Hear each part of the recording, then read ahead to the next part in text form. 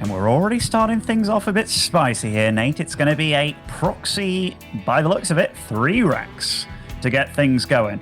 And you know what? I don't mind it. I don't mind it at all. I actually have seen a lot less of this recently, which is kind of unusual considering that we never see this strategy lose in tournaments, you know?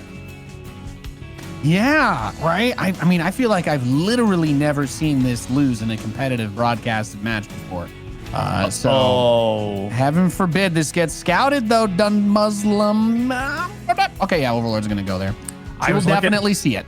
Yeah, I was looking at the second Overlord. I was like, oh my God, it's moving away. But no, Scarlet will see this. Oh, and I don't think she gave away that she's actually spotted it with her Overlord either, which is a really, really big play here. So what does Scarlet do at her base? In fact, nothing's changed so far at all. I mean, she can't really do anything else besides what she's doing. I was just wondering if she was going to continue mining gas or not. Yeah, you know, I really like how Cyril deals with this. I don't know exactly what Scarlet will end up doing 100%. If it's going to be quick into that Roach Warren, but I love the way that Cyril does that, because Cyril will almost always just say, hey, yeah, you can kill my natural. And I use Cyril as a gold standard for this because I actually have not seen him. If he's lost to this in a tournament match, I don't think I've ever actually seen it. I must have missed it somehow, because there are players who respond to this very well. I like the idea of going right for the Ravagers, or at least the Roaches, and then Ravagers ideally after that. But there's, you know, a great amount of punishment that you can do to a Terran if you get up to that position quickly enough, since she did scout it. And we're going to see that natural go down most likely. I don't think the Queen will get caught either. So Scarlet gets to keep pretty much everything from here. Going to build 2 of the Roaches in that natural. But how are we feeling about this one so far, Ben? The fact that Scarlet's remained so calm, very decisive, and hasn't panicked at all, that scares me for future. These 2 bunkers that are filled up, though, like, I don't know whether Scarlet knew it was going to be 3 barracks exactly. Oh, keeping that Roach alive. I mean, the hatchery does fall, but that was kind of intended. This is how the game's planned out to go. And I mean, Future behind this, economically, he's actually behind. So he had to do something like this. He starts his 2 gases now. And he is going to be able to hold this for quite some time by the looks of it, but 4 Ravagers on the way. Yeah, and the Ravagers, of course, with the bile, you can try to hit the SVs that are coming. They can fight against Marines generally okay. Being on the low ground like this still feels really risky. One of the Ravagers die. A couple of the Marines get picked off, but not really a lot of them. And this contain does feel a bit awkward. I'm surprised there's not more attempted usage of the high ground for these bile placements. One super crazy thing for me is I'm pretty sure, like, those Ravagers, can they not kind of hit the bunker from the high ground, at least one of them at a time? Yeah, that's exactly what I'm talking about. Like, there's no floating barracks to give vision up here. You know, let the healthy Ravager be the first one to run forward, but it looks like the top side of that ramp is actually safe to go up. So that's why I'm a little bit confused. I'm completely with you, Ben. And what the hell is Well, you know what? I feel like I'm watching Roddy on the evening of the finals when we're done with the event. He's going all in, Ben. He's going all in. This is super all in. It's kind of all in that you don't see often. But Scarlet's also going all in against these bunkers, and they are just about falling here, but not without losses. Every Ravager going down. That Marine count absolutely savaged as well. This game just went full NA. Yeah. Couldn't have said it better myself. We've got Marauders with concussive shell now, and there's certainly very few players that would try to play a game like this. And there you go. You tag that Ravager with the concussive. It is super dead. And this only gets more difficult, I guess. I don't know. Like, as long as you don't die, the Terran is still committed like an insane amount. Okay, the Biles aren't going to land.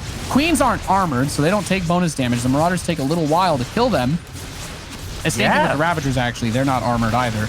So they both kind of can take some hits, but the Ravagers a lot less health, and it is going to get picked off. What a very, very awkward situation. And then, of course, if you have a regular Roach, Marauders, they are not going to be scared of those, because those are armored, and them grenade shots do a lot of damage. They certainly do. Drones being pulled here. So it's 33 supply for Future. Scarlet's actually trying to take a 3rd hatch with all of this at the same time.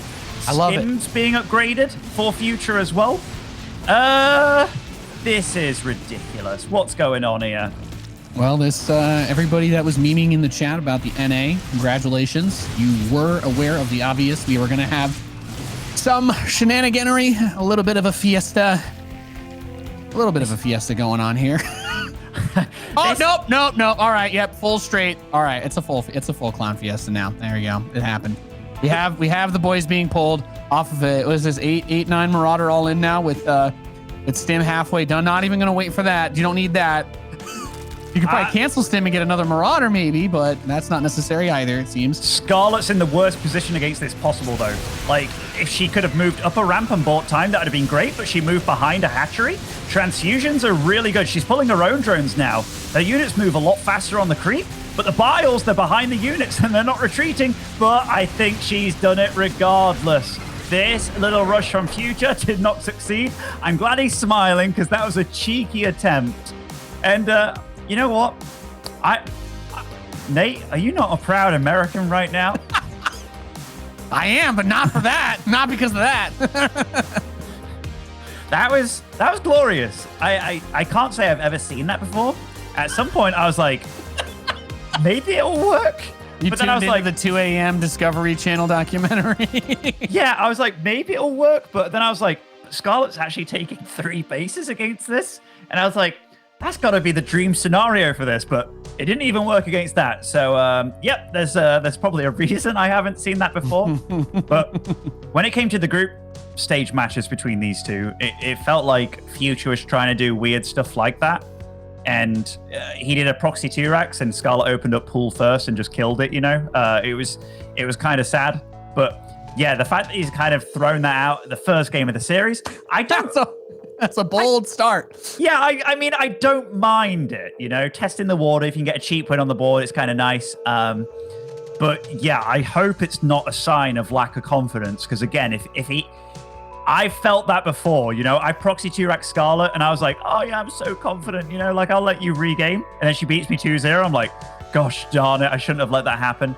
But yeah, Scarlet, she has her wicked way with those kind of things. Yeah, that's actually a really good way to start the series for Scarlet, because scrappy games like that is where she's going to do very well. I feel like when Scarlet's having an off day, it's like the macro game she's going to struggle with more, but she's pretty much always on point with those early game shenanigans, whether she's defending, whether she's attacking. I usually find that's where Scarlet's going to be a bit stronger, and it's kind of exactly what I was talking about with. I think the best way to defend that build is the Serral way. And, well, Scarlet seems to agree with me. So happy to see that. We're loaded into game number 2 on Oxide. In the bottom left, we have the red Terran player currently down 0-1. He is Future.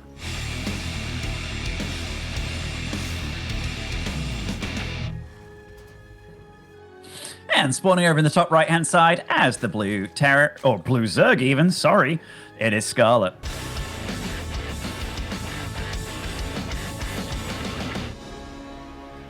After casting a best of 5 with Terrans on both sides, it was just in me. I was just ready for it all over again. Oh, what? Yeah. Oh, okay. Yeah, you know what, Ben? All I was gonna say is, don't speak too soon, because you might just get what you wished for in the worst possible way. I talked with you earlier about this, right? Like I thought we'd probably see this from Scarlet. Yeah. Well, this is this going back towards what we saw Serral do to Clem, yeah, with the proxy hatch there. So she's paying attention. She's feeling feisty. I like it. You think we're gonna have her break out a Ravager cheese at some point then against Future? Maybe, you know, absolutely maybe. The scary thing. So, for those that are watching now, you're probably like, "This is full NA." No, or I guess in a way, like this started with Cats, I believe. And then Denver did it to Clem. And Denver actually took Clem to the 5th and final game, which nobody expected. But then Serral saw that and was like, aha, Clem loses to that, huh? And it was awesome to see his reaction to it, because you could see him getting better and better as each game goes by, but it still made life very difficult for him. And now Scarlet, upon seeing Serral do it, well, she's given it a go herself. And we're going to see that Future's response to this is to just let it go up without doing anything to it whatsoever. And that is a very unusual response to it. Yeah, cats used to do this to me. I'm like, I have no real frame of reference here other than cats games that I've seen. It's like the weird thing about it is it's hard to be 100% sure until you get into their base. If you don't SCV scout, like that Reaper is going to leave while a hatchery is about to pop in your natural. So you don't know at that point what kind of variation this is. Like, oh, was there a natural? Is there a fast pool behind this? Is this going to be just a build that's designed to annoy you by just putting a hatchery in your base? Maybe build a queen and drop creep tumors? Maybe not build anything. Just literally have it there so you can't mine off of it. And I like the Reaper Micro so far, but I don't think we get to see too much done from that. Because this whole thing is just weird, right? This is like, it's like if you like engineering bay blocking, this is it's like Sharknado 3. It's like, why did they keep trying to convolute this more? Just like Sharknado 3. Exactly. It should have ended. Yeah, it was really good Reaper control, but it was also really good drone control by Scarlet. Like, I think she lost, in fact, she lost 2 drones. One, though, was marching over to the 3rd and got caught by the Reaper. So I like the start by Future in that he sent the Reaper across the map. Doing a 2-on-1 follow-up and placing his natural where he's done it, or rather his CC where he's done it, is he just going to fly over to his 3rd with that and play a game from there? Scarlet, by the way, taking 3 gases simultaneously, getting a 3rd base up and running out. Oh, cancelled one of her gases. I wonder if that was the first bit of indecision by her, or did she kill the Reaper there in the main? Okay, she killed the Reaper. Okay. And there's that 3rd base going up. So Roach Warren does start. And yeah, I mean, the normal frame of reference is completely gone, right? For a TVZ, this is where we're kind of in, to some degree, uncharted waters. Obviously, there was that series yesterday that we talked about, but this this isn't literally just a continuation of Clem versus Serral. It's Future versus Scarlet. So maybe most of my analytical points, I'm just very interested to see what happens, because it's going to be this follow-up for the 2-on-1. That's what we know. And those Lings, do they not have speed, Benjamin? They don't have speed, and speed's not on the way, Nate. So this is going to be a bit spicy. I actually think Future... Can you just kill her? Like, what do you... With slow Lings, it's like it's time to make the campaign joke, right? Like, okay, we just have slow Zerglings against stimmed bio. Well, okay, 5 roaches are coming out. 3 more just got added to that queue. But this is, I mean, it's 16 Marines. There's Space Marines with big, giant Gauss rifles. Scarlet's done a good job of just buying time here, even microing away like little roaches. And this is the 2nd stim that Future's used. And all that... Okay. For 1 roach. Like, you know, he just deleted... That was disappointing. Yeah, he deleted 40% of his health of all his Marines and killed a roach for it. The Overlord, that's something for sure. But yeah, I think he could have been way more gutsy and dealt quite a bit more damage. Granted, there is a 2nd wave follow-up with this coming, which will be 2 tanks, quite a few more Marines. But as time goes by, Scarlet's just mining quite a bit more than her opponent, and she's going to make life a bit more difficult for Future doing a push like this, even though I'm not sure she knows exactly what's coming by eliminating these rocks. Yeah, opening that path up will definitely make things a little bit easier as far as going for a flank, whatnot, if it comes to it, right? And that +1 Carapace very early on is also something that I think is going to have a really big impact, because if there's one thing that Scarlet's pretty good with, it's that early Roach Ravager Ling style. And not even just defensively speaking, but she's the kind of player who will do it to kill an opponent as well. Her supply is going up, even though she seems to have been supply blocked for like the last minute of this game. So that's just some impressive timing between the Overlords spawning and the other Overlords dying. And I guess the other thing that Scarlet's pretty good at, right, that we always meme about, the creep spread. So another scan possibly before Future feels comfortable even trying to make the attack. And look at this. +1 is pretty close to finishing, but Future's brought all the boys in yet again. SPVs? Yes. Yes, he has. Okay. Well, there you go. This is actually way too many Marines, right? I mean, Those tanks, where are they? They're getting bowed down. That's one down. The SCVs, they're acting like little body blockers over here. Quite a bit of damage being done in the natural, like the Roach Warren's gone, so no more Roaches on the field. Scarlet's doing a good job of picking off these reinforcements, though, actually. Like, all things said and done. And the tanks left alone like this is kind of bad for Future, I feel. And I think he's just completely dead, actually. I know this is pretty close, oh but my God. There's +1 armor on the way for her, so she's just Keep stimming. That's rough. That's really, really rough. The stims, so many stims. That +1 Carapace is massive, by the way. That adds like an extra 8 or 9 shots to kill a Roach for those Marines. So it takes a lot of the DPS out of that army. And yeah, nice 2-0 position. We're going to go to a break and we'll come back for game 3. See you guys in a sec.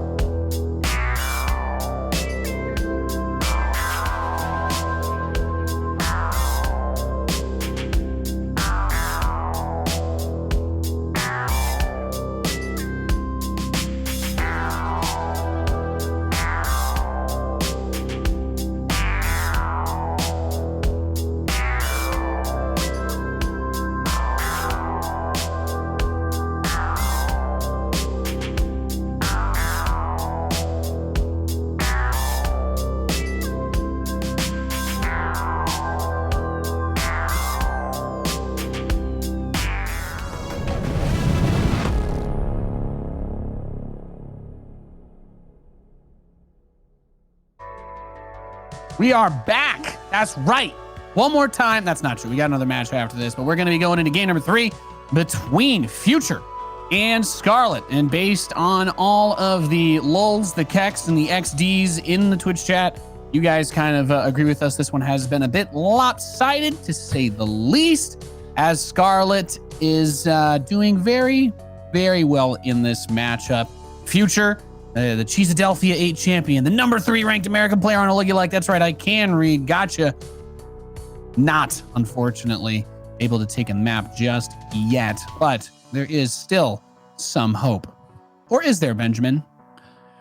I predicted 3-0, and I had one bad prediction of the day, which was my Clem Showtime prediction, but that's mainly because Showtime didn't show up, you know? He really didn't.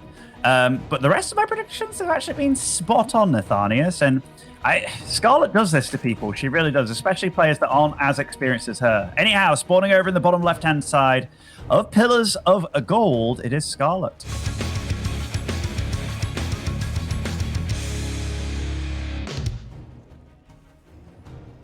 And her opponent in the northeast, the red Terran player, he is Future.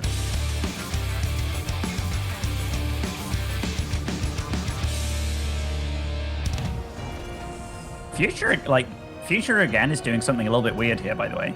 It may not seem that weird, but going gas first in this matchup these days is very peculiar. So you don't get the follow-up Marine to kind of A, defend your natural against a pool first, but B, don't get to deny Overlord scouting with that. It's usually very indicative of you want Hellions as fast as humanly possible. And on the other side of things, we have Scarlet that's actually going gas pool of all things. So yeah, it might be a little bit brutal for Future depending on how this goes. That can definitely be difficult. I think that this makes a lot of sense from Scarlet. You know, of all the players that we talk about that are good and competitive, Scarlet is definitely one who loves to err on the side of a little bit of Gouda, you know, some stanky blue cheese, some cheddar, be very sharp. So I would not be surprised in the least if she wanted to bring out something very aggressive, even if it's just a little bit of a faster speed early pool build that isn't meant to be all in, but more of like a gut check. If you're not going to have units out, you're going to be in trouble. I think if Future goes straight into Marines and doesn't try to build Reapers out of this barracks, he should be able to prevent too much from going down on this this command center that he's building, right? Like, it has to be Marines, but so I don't understand. I'll be super honest. I don't understand a lot of Future's builds. Like, I think he's actually mechanically very good. But when this kind of thing happens to you, and it's like, oh, there's like lings in my base. Like, what? If there was more lings turning up, he'd have been absolutely dumpstered. And here, you know, he gets his expo delayed. Scarlet gets an absolute full scout going on. And I kind of wondered to myself, like, why haven't you done like a standard build in this series? And it shows to me a true lack of confidence when it comes to going up against Scarlet. Because, I mean, standard is standard for a reason, right? Like, that's the stuff that works very well. No, completely agree. Scarlet asks for a pause, as you guys can see, so we are just going to chill until everything's good to go, until everything's Gucci over here. But no, I totally agree with you. Honestly, if you're not going to do, especially like this straight up normal Reaper opening, and even when you do a normal Reaper opening, if you're playing against anybody that might cheese, I personally still think that there's not too much loss to just do an SCV scout and avoid that whole mess happening in the first place. Yeah, definitely. And like Future, he isn't a player that I would say lacks mechanics at all. Like, at all. No. I'd say he's very good in that regard. So going into a mechanics matchup against a player like Scarlet, yeah, I'm a little surprised. I think this is just going to turn into like a Hellbat kind of attack. Probably not an all-in, but definitely a bit of a pressure build. And if you played against somebody that went gas pool, it's actually a decent build to go for. It's got to be said. And he's going to have a lot of Marines with this because he went for that reactor first. And that definitely can give a little bit of extra oomph with this medevac opening. The armory is coming in. Scarlet, Overlord going in, scouting, seeing what's happening. I'm always going to throw a little bit of respect for the Zergs getting the Overlord speed. I love to see it. You definitely see some of the areas where she's going to take some stuff from Serral in this match, actually, which has been fun to see. I love seeing when someone does something different and then other players start to do it, add their own twists to it, you know, marinate it differently, I guess, as Smix might say. Future was supply block while this was happening, by the way. Had to throw down a supply drop there, and he's going into Cloak Banshee afterwards. So this is all about aggression for him. Scarlet's going to try and buy time here. The Roach Warren isn't even remote. No Roaches are close to coming out here. The Queen split is very good, actually, keeping that medevac at bay, but Future's already getting quite a bit of damage done with this. Yeah, I mean, being able to get the Marines with this, there's definitely some benefit to that, you know, the weirdness of the build order with getting the Marine count open despite that earlier damage. And this looks really good. The 7 roaches are about to come out. The most important thing that Skarlet actually needs to do is not lose these queens, which, as I say, the one with a decent bit of energy on it does get picked off because the follow-up is Cloaked Banshees. And not only is that Banshee coming across, but another one's going to be built behind it. Even if the roaches kill all the Hellbats, if enough of these queens die, the Banshees will either be able to get, you know, the last hits and kill them at the base, or they're going to be, you know, able to just kind of kill everything else if there are just no queens at all. Now, this is actually really good too, though, because this Banshee has to reveal itself by killing those Lings at the wall. So even if Skarlet knew they were coming, she at least has some idea, timer-wise, of when one might reach her base. Yeah, that's super good for Skarlet. Like, the scouting info there, great. And it was a great queen split by her. She made it very difficult for Future to actually get a lot of damage done with those Hellbats. And now Future, given that he doesn't really have many units out, he's like, all right, I kind of got to leave my Banshees at home a little bit just to make sure that my wall doesn't get punished. But now he's grouped up with 2 Banshees. I like the waiting process there after having to reveal them, because now he can one-shot drones if he does it correctly. The thing is, this has bought Skarlet so much time. Like, she can just drone up like Wano. Like, she dealt with all the ground units. She's been constantly scouting. And now she's very well saturated on 3 bases. Yeah, so there's the 2 Banshees coming up over on the 3rd. Now they're going to try to deal with that saturation that you're talking about. And Future's worker count is not that bad itself. 47 to 56 as another wave finishes. Is still on pace for a decent Terran setup. There's one of the queens killed. Nice potential future impact there, delaying injects or slowing down the creep spread at least a smidge, as that one gets pushed back again and might be able to grab another drone or 2 at the natural. No, Skarlet pulls away pretty fast. This is... You know when you make 2 Banshees, though, and like you just did 1 wave of attack, you want it to do so much more than this. And it's getting a decent scout off and stuff, but we do see that Skarlet getting +1 ranged missile of all things, and +1 carapace. I wouldn't be surprised if she just does like a massive Roach Ravager attack with all this. I wouldn't mind seeing that. She's really liked that. I feel like Skarlet's always been one of those players that really likes still throwing in a Carapace-related Roach build versus Terran. And this is not one of those games where it's going to line up in a great way for her, because the 1/1 will be done for Future. So it's not going to be like those, you know, those extra 9 attacks or whatever I was talking about earlier, but they will still be very strong. And this is one of those builds where you can kind of jump on top of the Terran army because this map is so wide open, which is another reason why I like to see the Roach play, because it won't be as difficult to kind of split and spread them around. But the biggest thing that Skarlet probably needs to do that she's not really set up for is destroy those rocks, right? If Future sieges underneath that, he could try to lift up with the Medivacs and make his big push right here, which looks like that's what he wants to do. Yeah, I think Future, if he's wasting a lot of time with this, though. I like the pickup on the tanks and wrapping around here, because this position is definitely off creep. Oh, this is a nice run by from Skarlet over at the 3rd base of Future, so going to deny mining there when he wants to be very aggressive. He doesn't want to have to deal with that. But this 4th from Skarlet's almost a fake, in a way. Like, she'd like to have it, obviously, but it's not super necessary for what we know she's got planned. Roach speed is finishing up. We've got Ravagers on the way, more Roaches on the way, and 1/1 is just finishing here. So these Medivacs are going to land inside of that main base. That 1/1 you're talking about done for both players, so it doesn't turn into a giant advantage one way or the other. I guess, I mean, the Roaches, when their attack goes up by 2 per upgrade, right? So it's a very, very minor advantage for that, maybe. But I think, as you were saying, Skarlet is just getting ready for a pretty, like, brutalizing type of attack. Lots of Roaches, lots of Ravagers. And that 3rd base that gets spread so wide open that we talk about all the time, one of the big weaknesses on this map, is something that Future's going to need to prepare himself for, as we have almost maxed out on Roaches. Skarlet on the way. Did you see that Overseer hit squad, by the way? She's disabling the factory permanently here. So no more tanks can come out. There's 4 on the map. And she is going to hit this 1/1 timing with 200 supply. But I think Future's actually got a really good supply plan and also a really good position with his tanks. Yeah, despite the fact that Skarlet has done a really good job, I agree with you with those contaminates. there are still a pretty good depth of siege tanks holding that back line. Some of the Biles are able to deal damage to these pieces, but these Ravagers are having a hard time getting away. The Queens are showing up to help fight against this, but I do not believe it's going to be enough. This is just a little bit too much bio on the part of Future. Now, some SCVs did get pulled to defend against this, and more Roaches continue to come up. The Medevac's running out of energy, caused the Marine count to start to dip, but there's still a Banshee there that shoots down with impunity because there ain't no detection or really any anti-air. This is super good for Future. Like, you know, this isn't even his final form.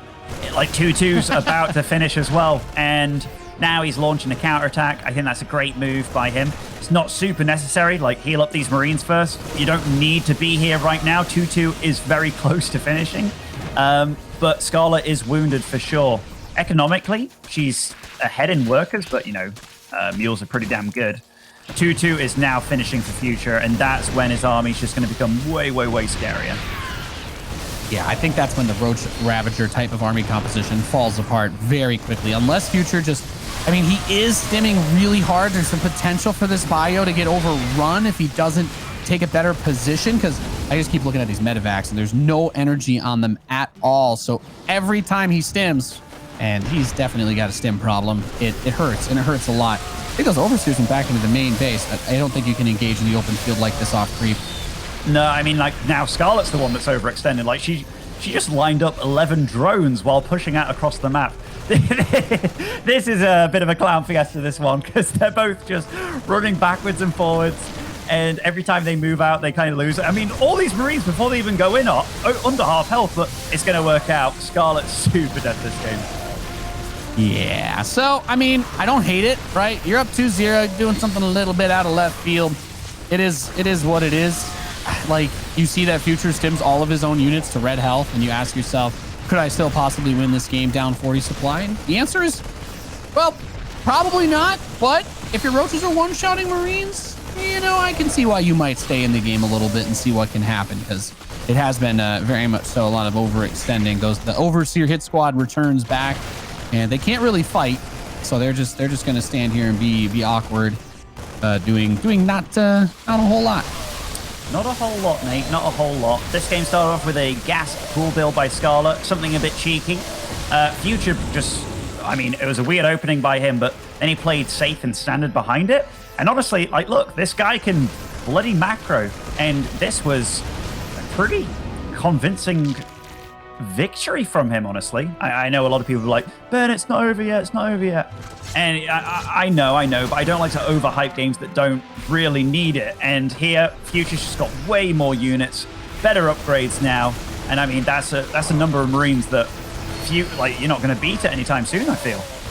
No, absolutely not. Like, it's just too much with the upgrade advantage. If you didn't have the upgrade advantage, I would say then, you know, like, the Roaches can be really tanky, kind of snowball. The Marines are overstimmed greatly. They still are, even up to the very point of winning the game. But it don't matter. Don't matter. Good hold by Future. Scarlet, bit adventurous with that attack. But at the end of the day, I can't blame her because of exactly what you pointed out. And I think it was still really cool to see, even if it didn't lead to a dub. But she rushed. She rushed with this layer build. 5 Overseers?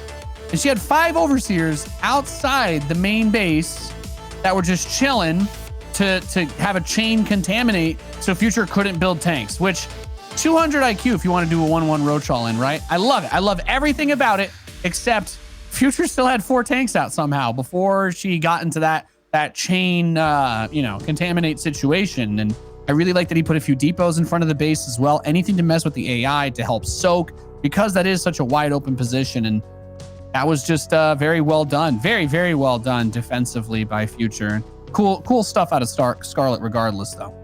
It was definitely cool to see, but yeah, that attack just hit later than it should. And I mean, maybe the Hellbat attack early on did more damage than I actually thought it did. But yeah, normally that attack hits somewhere around like when the Zerg's 170 supply and the Terran's maybe 120. That extra 30 supply that the Terran eked out there was way more valuable than the extra 30 supply that a Zerg ekes out when it comes to the 200 versus 150 fight. So yeah, just a bit... it felt like Scarlet tried to be too cute almost with the Overseer stuff, even though it was cool, maybe a bit too cute.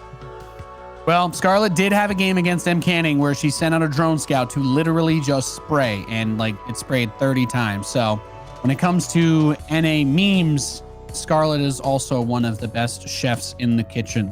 So that's not surprising to see. It is fun to see though. And maybe next time we'll get the chain contaminate into you have no siege tanks build. And that would be awesome if you could actually get it to go to a point where there's like only one tank or whatever, and you're like, that's it. He's just dead. He can't build anything. But oh well. We are loaded in, and we have, with the very quick pool in the southeast, the blue Zerg player. She is Scarlet.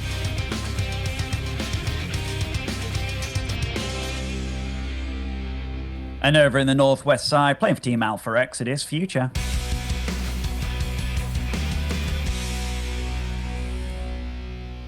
So pool first, and not only pool first, 12 pool of all things. This is, and double gas. What? Oh, okay. It's the meme build. Is this the Ravager build? Yeah. And this is the first game of the series that looks so far like Future's doing something normal. Well, that couldn't be a worse time to shift into first gear than this, I guess. Oh boy, this could be ugly. If he goes for the reactor again, though, which if he did the reactor against this would be terrible. Especially if he doesn't scout, because then he has no idea what's going to hit him, right? Okay, Reaper. Oh, thank goodness. But still, it like if you SCV scout against this, you're in pretty good shape. But many Terrans don't SCV scout because it's like, 99% of the time you're against a hatch first anyway. So why would you? But yeah, Scarlet, this is a true meat build. Yeah. Well, this is one of those builds that if you play certain styles, you just kind of laugh at it. I don't know.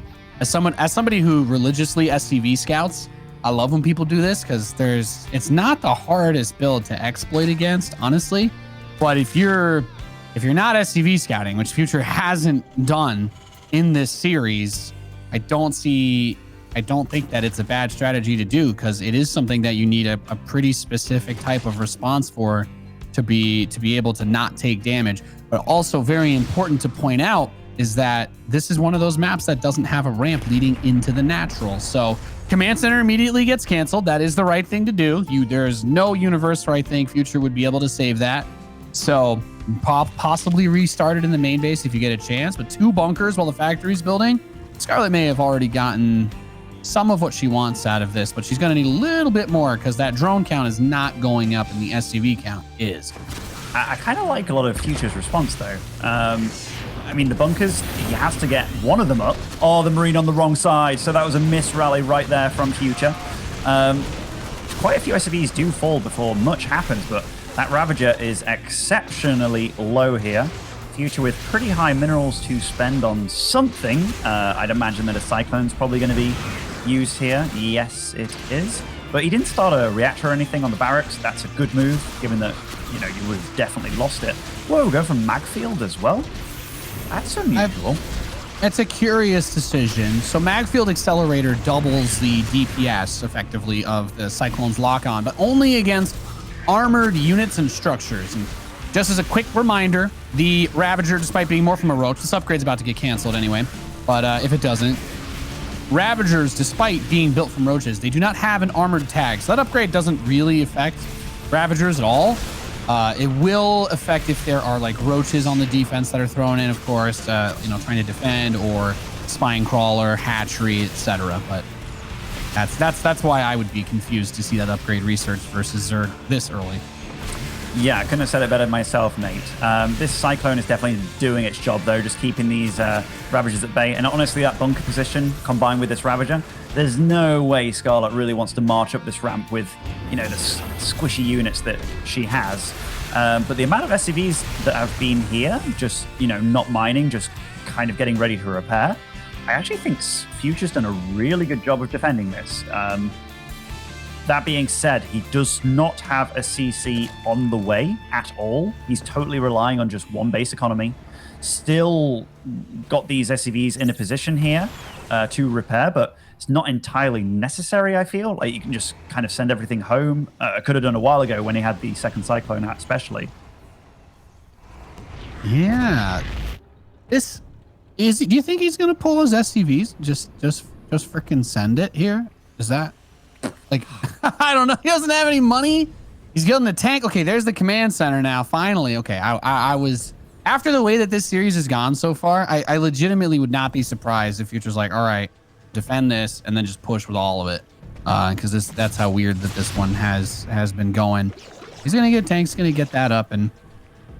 I still feel like this is a really good spot for Future, right? Because Scarlet doesn't actually have tech really yet. She's on 2 bases, but same number of workers as Future. I would say this is super uncomfortable for them both, because how often? Yeah, that's fair. How often are you in this kind of situation? I like what Future's doing here by going up to 3cc. I like that a lot, actually. I think these Cyclones that are hunting Overlords of all things is actually one of the best uses you can get out of this. Granted that your opponent, supply blocking them is great. It's a low econ game thus far, so those Overlords actually mean so much more in this kind of situation. I guess one thing that I am a bit like the Liberator against your opponent when you know they actually have quite a lot of Ravage on the map could be a bit futile. Oh, that Creep Tune is actually going to spot those Cyclones that are moving in here. Is this going to be a Queen Snipe kind of thing? Oh, drones of all things. I love this. This is getting so much done. Yeah, it's very, very cute. And especially with the Queens not in position to kill the Medevac. Cyclones with this type of harass are nice. Now be careful, because you just pulled all the Queens there and now you're sending the Liberator. You got to make sure to show that Medevac somewhere else. Get the Queens to go out of position. Yeah, they're already there. So I'm not sure 100% what the goal was with the attacking from that angle, but perhaps now the Queens. Okay, now they're getting pulled to the natural. This is the ideal scenario. If I didn't know better that Queens were not on F2, I feel like Scarlet's kind of F2ing around a little bit after this single Medevac, because this Liberator, it realistically, it shouldn't have been able to get as much done as it did here. That's a lot of lost mining. Granted, it gets shut down eventually. Future maybe outstayed his welcome a little bit, but yeah, this game, it's delivering again to another bit of a clowny start. But yeah, I love Future's position. He's actually ahead in workers. Economically, he's in great shape. And I think Scarlet's in that kind of position where everything feels like the wrong move from this point on. Because she is going to hope for a miracle, because I don't know what she does to really get back into this. Now, the only thing here that looks like it has the potential to be impactful is the Carapace is pretty far ahead of the attack upgrade for the infantry on Future's side of things. But the Lair is nowhere near early enough for this to be a setup for like a big roach push, right? Maybe it's like a Ling Ravagery thing, since she's going to see that third base has landed very early for Future too. Yeah, even if it was like a Roach Ravagery kind of thing, when you're already behind on supply and workers at this stage, there's a point where you should get to 66 drones way before your opponent, and then you kind of like topple your opponent.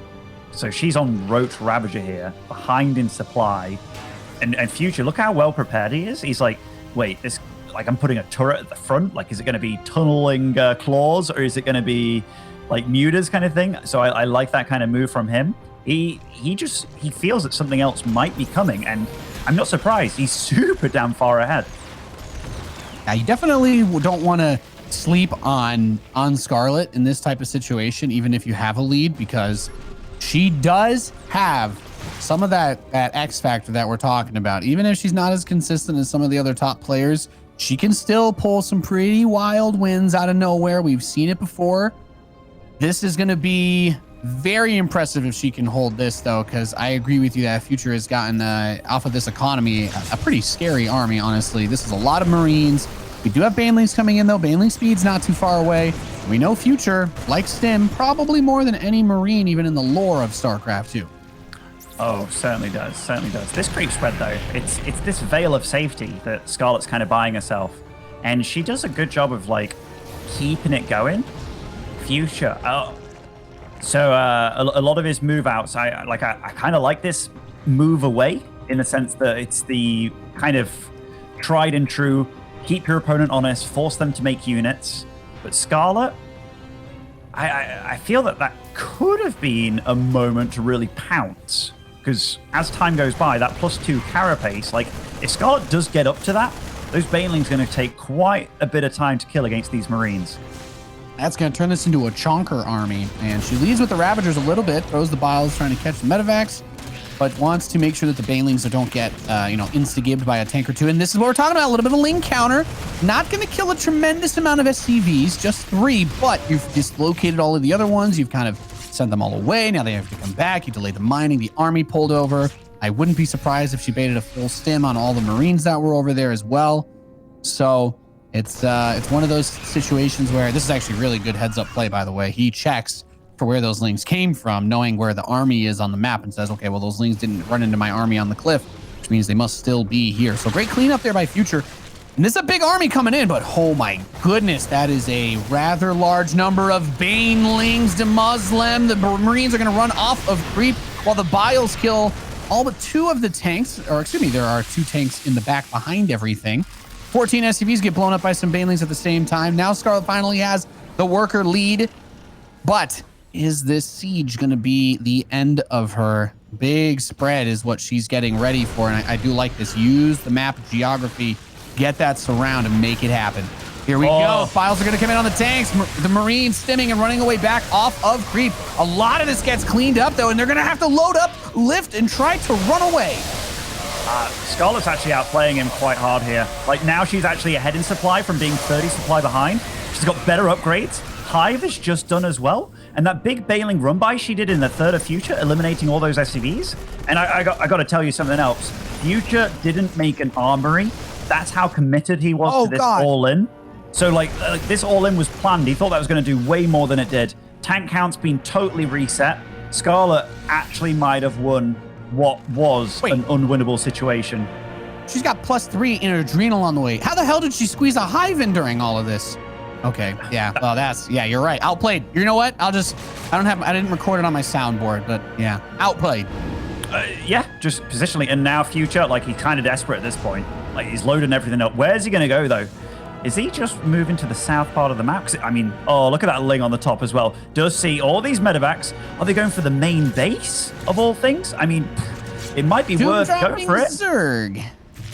We'll see. This did gonna be a no from me, dog. Look at this creep here, by the way. Oh my god, you can spread the creep that way? Okay, well, all the SCVs died again, too. It just goes from bad to worse, don't it, Nate? When it rains, it pours, Benjamin. I think that's the phrase for this situation.